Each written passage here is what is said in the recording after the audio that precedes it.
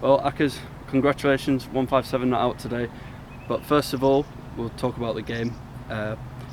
We've ended the day with a 54-run lead against Durham University. Just how do you assess the day in terms of our performance?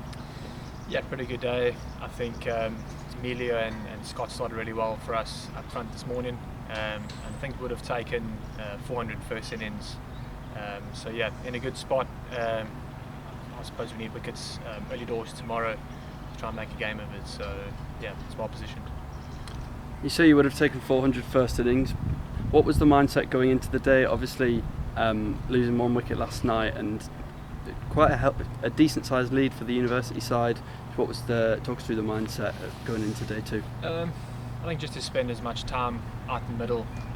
Obviously, the guys have come off a Zim trip, so they've had a bit of time in the middle through their cricket. So personally, for me it was just about spending 20, 30, 40 balls, get myself in, kind of get back into the rhythm of 4-day cricket.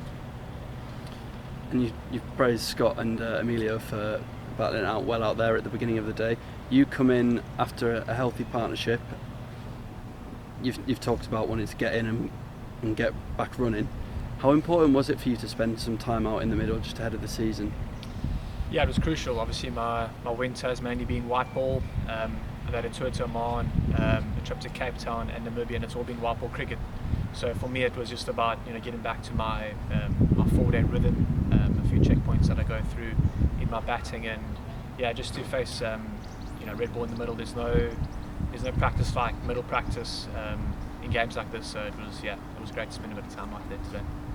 And obviously you couldn't have been much more pleased with unbeaten 157. How pleasing was it? And you've obviously batted with quite a few numbers of the team as well. How pleasing was it to bat through the innings? Yeah, it was good. Obviously we needed someone to take it deep, to bat the whole day, and yeah, luckily it was me today, so got us to a good score. We know Cambo's style, very front foot aggressive cricket.